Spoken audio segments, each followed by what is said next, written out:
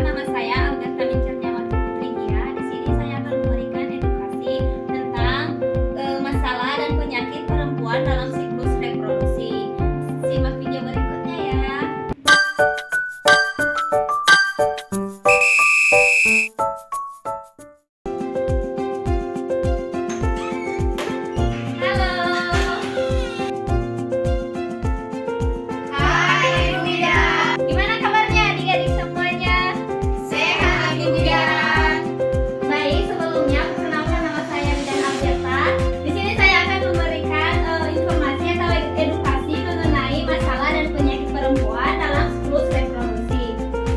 Sebelumnya, apakah adik-adik udah tahu apa saja masalah dan penyakit perempuan dalam siklus reproduksi? Belum.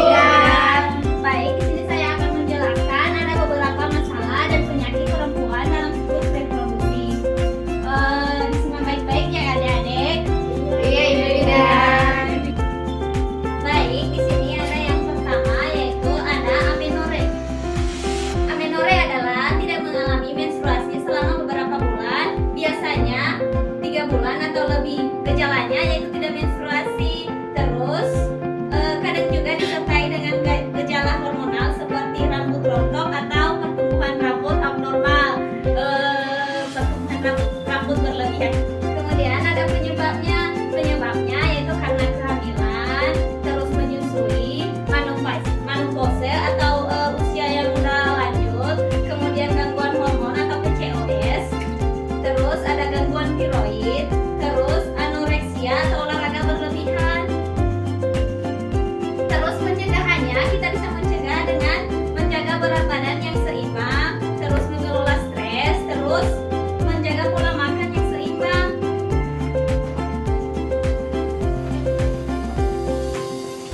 Lalu yang kedua ada dismenor.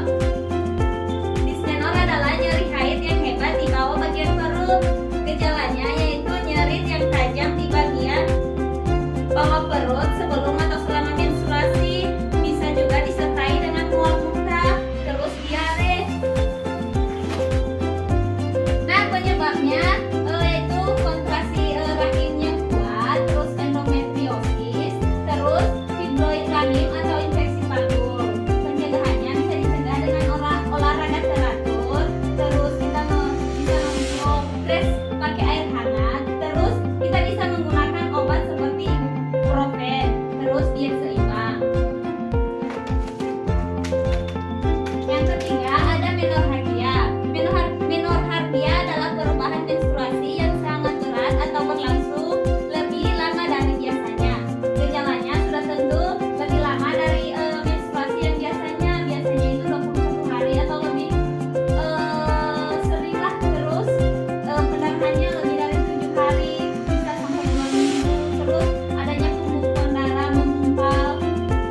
Penyebabnya itu bisa disebabkan dengan hormon tidak seimbang, terus fibroid rahim, terus polip, terus ada gangguan pembentukan darah karena penggunaan kontrasepsi intrauteri atau IUI. Nah, pencegahannya yaitu kita bisa periksa ke dokter untuk penanganan yang tepat atau memerlukan obat hormon atau prosedur medis. Kemudian yang keempat ada oligamenorrhea. Oligamenorrhea adalah siklus menstruasi yang jarang terjadi lebih dari 35 hari sekali atau menstruasinya lebih dari 1 bulan.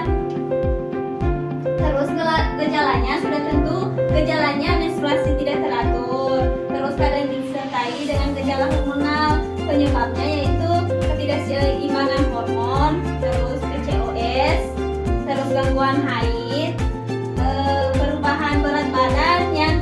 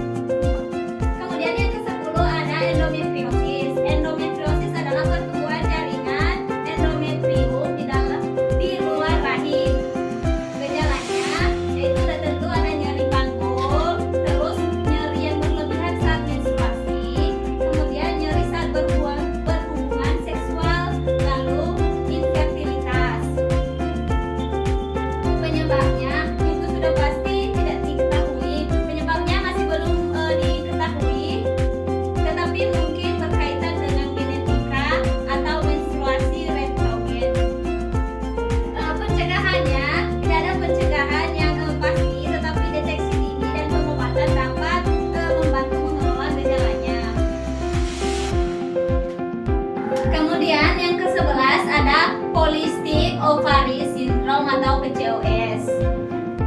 PCOS adalah gangguan hormonal yang pada wanita usia reproduksi. Gejalanya yaitu menstruasi tidak teratur, terus kelebihan androgen atau ini terdapat pada hormon pria. Terus ovarium polikistis, terus jerawat dan pertumbuhan rambut yang berlebihan atau abnormal. Terus penyebabnya karena ketidakseimbangan hormon dan faktor genetik. Pencegahannya bisa dicegah dengan pola makan sehat dan olahraga teratur dan mengelola berat badan. Yang ke-12 ada febrio rahim. Febrio rahim adalah tumor zina yang di dalam rahim. Gejalanya yaitu menorrhagia, terus nyeri panggul, terus sering buang air kecil dan konstipasi. Penyebabnya tidak pasti atau tidak diketahui, tetapi faktor genetik dan hormon berperan. Terus pencegahannya tidak ada pencegahan yang pasti, tetapi pemeriksaan rutin dapat membantu deteksi dini. Kemudian yang 13 ada kista ovarium. Kista ovarium adalah kantong berisi cairan di ovarium atau induk telur. Gejalanya yaitu ada nyeri panggul, terus perut kembung, dan masalah buang air kecil. Penyebabnya itu bisa disebabkan karena menstruasi tidak normal, terus PCOS atau gangguan hormon, terus endometriosis. Pencegahannya tidak ada pencegahan pasti, tetapi pemeriksaan rutin dapat membantu deteksi dini.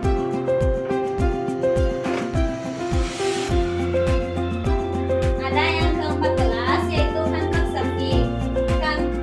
Kanker serviks adalah kanker yang berkembang di leher rahim. Gejalanya ada pendarahan abnormal atau pendarahan berlebihan, terus nyeri panggul, terus nyeri saat berhubungan seksual. Penyebabnya yaitu bisa karena infeksi funga papillomavirus atau HPV. Pencegahannya yaitu harus vaksin HPV, terus pemeriksaan vaksin rutin.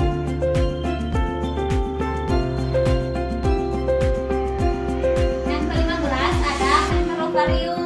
Kanker ovarium adalah kanker yang berkembang di ovarium. Gejalanya yaitu kembung, nyeri panggul, terus kehilangan nafsu makan. Penyebabnya bisa karena faktor genetika dan usia. Terus bisa juga karena riwayat keluarga. Pencegahannya tidak ada pencegahan pasti, tetapi pemeriksaan rutin dan pencegahan tentang resiko dapat membantu.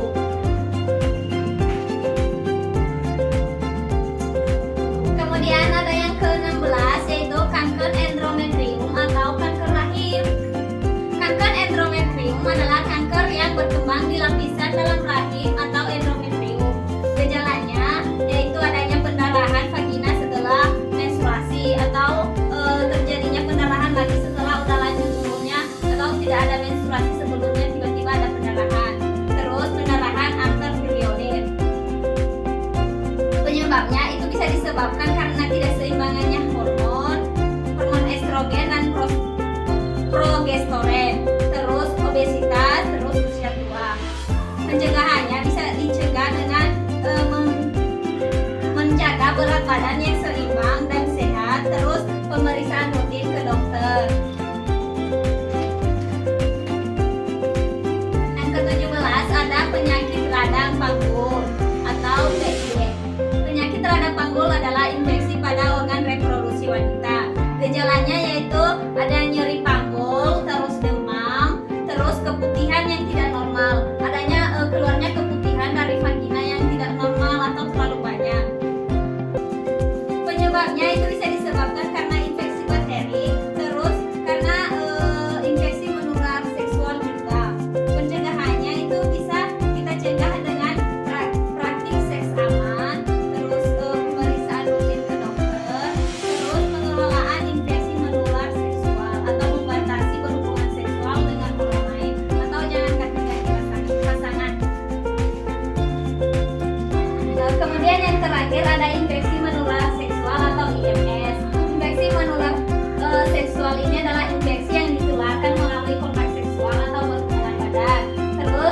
Gejalanya yaitu beragam tergantung pada infeksinya.